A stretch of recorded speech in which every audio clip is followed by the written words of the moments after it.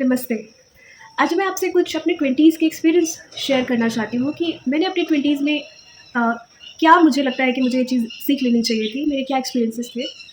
और अगर आप 20s में नहीं हैं, आप 30s, 40s में या 50s में हैं, तो भी आप इसे समझ सकते हैं, सुन सकते हैं और अपने जीवन में उतार सकते हैं। ये आपके लिए बहुत उपयोगी हो सकता है। देखिए, हम कहीं न कहीं से कुछ न कुछ तो ज़रूर सीखते हैं। जैसे मैं अपने आस-पास जो भी लोग मौजूद हैं, कोई भी व्यक्ति हो, सभी से कुछ न कुछ सीखने का प्रयास करती हूँ और जो मुझे लगता है कि मेरे काम का नहीं है, उसे मैं डिलीट करती रहती हूँ अपने माइंड से। तो मैंने अभी कुछ 5 चीज़ें नोट डाउन की हैं, जिसमें से सबसे पहली चीज़ जो आती है, वो मुझे लगता है कि 20s में टाइम स्पेंड करना चाहिए। आपको कुछ स्किल सीखनी चाहिए, जिसकी हेल्प से आपकी नॉलेज बढ़े और आप पैसे अर्न कर सको। पैसा अर्न करना बहुत ज़रूरी है। अगर आपके पास तो बहुत कुछ नहीं है आपके पास, इसलिए अर्न करना बहुत ज़रूरी है। आप या तो कोई स्किल सीखें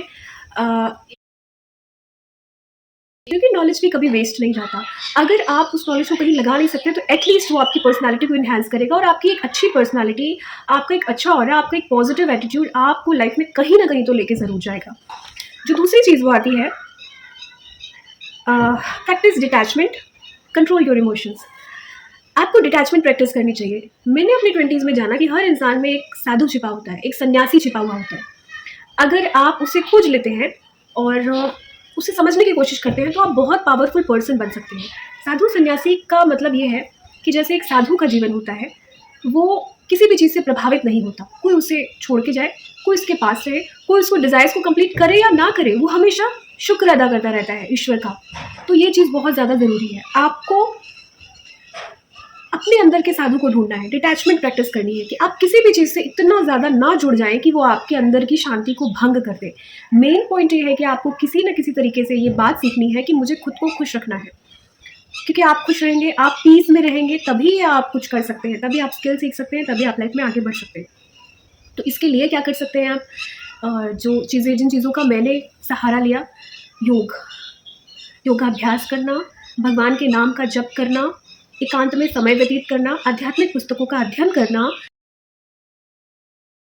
महात्मा गुरुजन है उनका संग करना या उनकी बातों को किसी माध्यम से सुनना और उसको अपने जीवन में उतारने का प्रयास करना। अगर आप ये चीज़ें करते हैं, तो ये आपके जीवन में मिरेकल की तरह से काम कर सकता है, आपके जीवन को बदल सकता है। तीसरी चीज़ जो आती है, वो है कि डोंट ओवर शेयर या don't over play your part. किसी से भी अपनी मन की बात, अपनी व्यक्तिगत बात, अपनी व्यथा, अपना सुख या अपना दुःख मत शेयर करो। जब तक आपको ये नहीं पता है कि वो व्यक्ति उस स्तर का आध्यात्मिक या समझ रखता है कि वो उस बात को भूल जाएगा या वो व्यक्ति उस बात का गलत मतलब नहीं निकालेगा या आपके खिलाफ नहीं यूज़ करेगा, तब तक आप अपनी कमज़ोरी किसी से मत बताओ, ना ही अपनी ताकत बताओ। ओवर शेयर मत करो किसी से।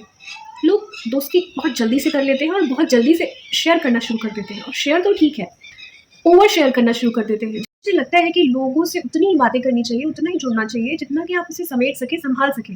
ओवर शेयर करना या अपना पार्ट ओवर प्ले कर देना, कोई आपको आप किसी के लिए आप उतने इम्पोर्टेंट नहीं हो, पर कोई आपके लिए इम्पोर्टेंट है और आप उसके लिए अपना पार्ट ओवर प्ले किए जा रहे हो, आप उसको उतनी सुविधा या उतनी तवज्जो दिए जा रहे हो कि आपको बाद में कष्ट मिले या फिर वो व्यक्ति आपका फ़ायदा उठा सके, ऐसा कभी नहीं करना। बैलेंस में चलना है।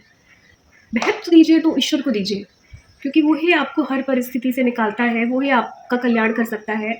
और ईश्वर के रूप में जो यहाँ पे व्यक्ति विद्यमान है संसार में, उन्हें पॉज़िटिव नज़र से देखिए, पर वो अपना पार्ट ओवर प्ले मत करिए। मुझे लगता है कि जो लोग ने अपनी लाइफ़ में ऐसी कोई सिचुएशन फ़ेस की होगी, जहाँ पे उन्होंने ऐसी कोई हरकत की और उसका खामियाज़ा उन्हें भुगतना पड़ा, तो वो मेरी बात को समझ रहे होंगे कि मैं क्या कहना चाह रही हूँ।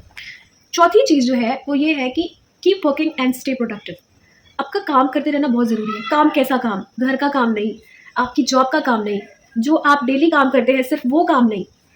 काम आपके जो रेगुलर रूटीन से, रेगुलर स्केड्यूल से थोड़ा डिफरेंट टास्क आपको करते रहना चाहिए। जैसे कि बुक्स रीड करना आप कर सकते हैं, जैसे कि कोई नई चीज़ सीखना। अगर आपको ड्राइविंग नहीं आती है, तो आप ड्राइविंग सीखिए। अगर आपको सिंगिंग नहीं आती है, तो आप सिंगिंग सीखिए।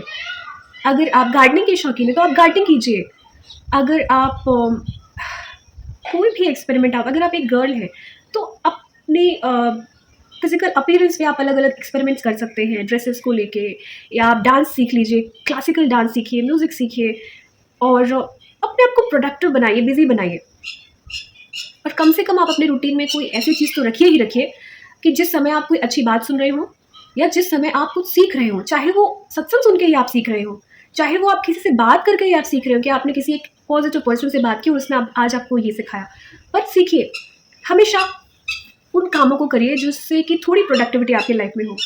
इधर उधर गॉसिप करने से और ऐसी जगह पर टाइम देने से जहाँ से कुछ भी पॉजिटिव अर्न ना कर सके आप, मुझे लगता है कि वहाँ समय देना इज़ वेस्ट ऑफ टाइम।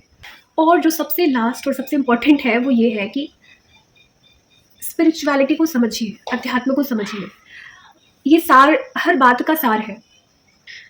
हर बात का सार इसलिए है क्योंकि जब तक आप ऐसा जीवन नहीं जीते हैं, तब तक आप अपने आप को समझने की ओर नहीं बढ़ सकते हैं। जब तक आप अपने आप को समझने की ओर नहीं बढ़ेंगे, तब तक मुझे लगता है कि आप अपने माइंड को कंट्रोल नहीं कर सकते, इमोशंस को कंट्रोल नहीं कर सकते, प्रोडक्टिव नहीं हो सकते, और उतना अच्छा आपका वर्क एक्सपीरियंस नहीं हो सकता।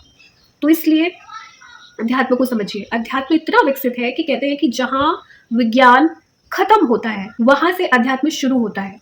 अब आप सोच लीजिए कि वो कितना विकसित है। हमारी जो समझ है, हमारा जो विवेक है, हम जितना ग्रैस्प कर सकते हैं उससे कहीं ऊपर, तो हम जितना ज़्यादा ग्रैस्प कर सकते हैं, हमें उतना ज़्यादा ग्रैस्प करने की कोशिश करनी चाहिए।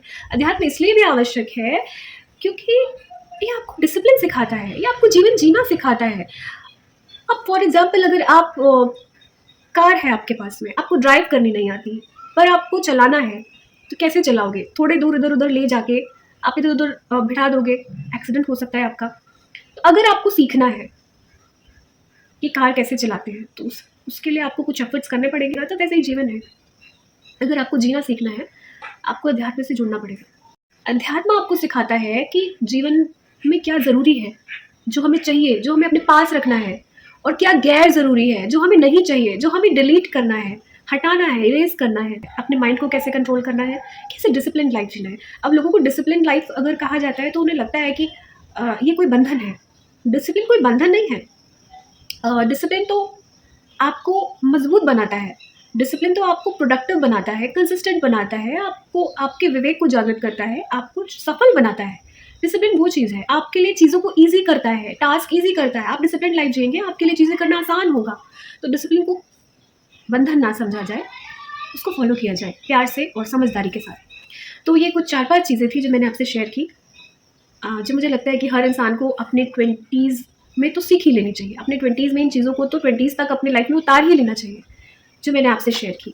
उम्मीद है कि आप लोगों को कुछ ना कुछ सीखने को मिला होगा।